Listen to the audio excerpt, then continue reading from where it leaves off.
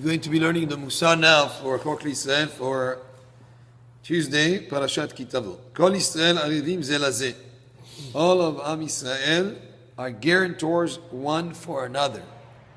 Shneimar, like the pasuk says in Shemot, Vayanu kol ha'am kol echad vayomeru kol ha'devarim asher diber Hashem naaseh.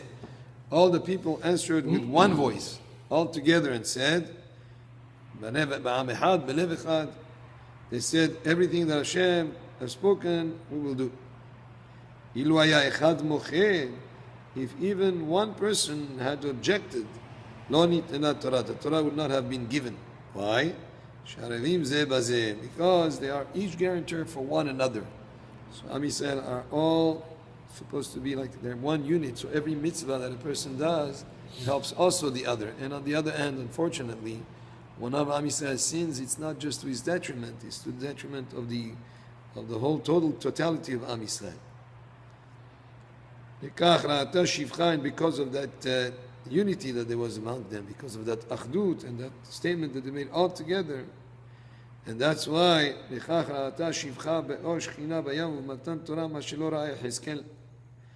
therefore even a maidservant saw, she was able to see in the light of the Shekhinah of Hashem's presence at the crossing of the Red Sea and the giving of the Torah, more than even Yecheskel ben Buzi was the prophet, more than he saw.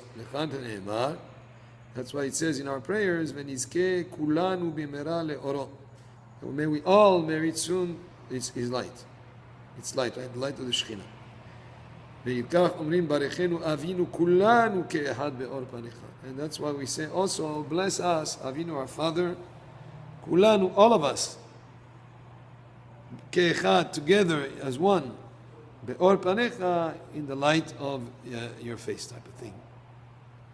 וכתיב ונגלה כבוד השם וראו כל בשר יחדיו כי פי השם דיבר.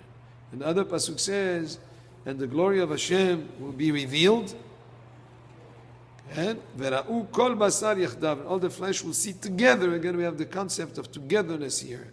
Ki pi Hashem, it is the Hashem's mouth that diber, that spoke. V'aseh be'echad shechala, ba'rofeh etzlo lerapoto, somebody once that became ill, and the doctor came to heal him.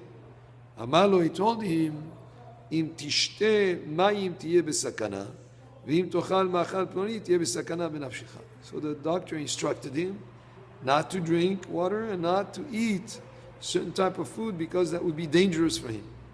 Ve'amar livno, what happens if that person then tells his son, "Ten li mayim ve'oto ma'achal ploni," please give me water to drink, or give me that specific food that the doctor forbids him to eat. Ve'im lav lo imchol lecha lo ba'olam hazeh ve'lo ba'olam haba. And if you don't do that, I will not forgive you neither in this world nor in the world to come. So the son now has a dilemma. Should he follow the doctor's instructions, or should he follow what his father asks him to do? Which is more important to do? Amru lo hakahal, the people, the community told him, Al ti choshesh bidvarav. Don't pay attention to what your father tells you. Al itnu, okay, why? Because it would be something that would be detrimental to his health. I'm sure there are situations that happen like that. Sometimes, a father could be maybe diabetic or have certain type of food limitations, and he asks his children to give him of that specific food. Well, they should do it, of course, in a polite, in a respectful way, but they should have his interest in mind in terms of his health. Another subject that the Musa speaks about now, Al yitenu legoses le'echol ki lo yachol livloa. Somebody who's in his last moments, in other words, somebody who's dying, a dying person, don't give him food if he's not able to swallow, because that might cause him to choke. אבל נותנים בפיו מים שמוצצים משלביה של ברשקה ולעז, but they give him a certain type, they give him some of the liquid that you can sort of suck on from a certain plant called salvia plant that probably doesn't extract too much liquid at one time. They should pound it and they'll be able to extract the liquid from it. and you can give him in his mouth, because that's kind of liquid from that plant, for a dying person is apparently not dangerous. It's not something that he would choke on. Another advice here gives about for somebody who's a dying person. You don't scream at him or scream next to him at the time that the neshama is leaving, his soul is leaving his body. Because through that screaming, he might bring him back, the soul might come back. And then since he was already on the verge of dying, the fact that the person screamed next to him is going to prolong his suffering, because his neshama will not leave, because out of the screaming he will be startled to come back, and then he will suffer days of suffering. עת למות, למה הוא צריך קהלת לומר, כן? קהלת, which is Shlomo HaMelech in his book of Ecclesiastes, he wrote, עת למות, there is a time to die. You know, so what is the time to die? It's a scroll, the קהלת. אלא כשאדם גוסס, כשנפש אדם יוצאה, אין צועקים עליו. What the Musar tells us, that what Shlomo HaMelech wanted to mention here is the time to die. When the soul leaves the body, it's not the time to scream so that to make him not leave this world. Because he will not be able to live only a few days.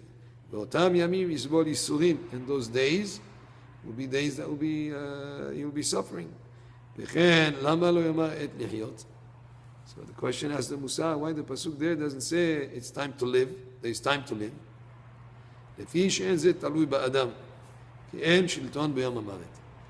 it doesn't depend on a person, because like the pasuk says there is no rulership over the day of death. So the Musar here gave us a few advice about different subjects, and as we mentioned at the beginning here, that Israel are all guarantors for one another, to think that we're all responsible for our actions, not just for our benefit, but also for the benefit of all of Am Israel. Then to be careful when the doctor's instructions are not to give certain types of food, even if the person requests those foods, you don't give it to him. And then the other aspects is when a person is dying, to be careful not to give him things that he would swallow and choke, but he gives a certain plant here that is not dangerous for the person. And then finally the Musar spoke about not to scream to stop a person who's just on the process of dying, not to scream at him to stop him from that, because the only thing that would do maybe might prolong his suffering. Baruch Adonai le'olam, amen ve'amen.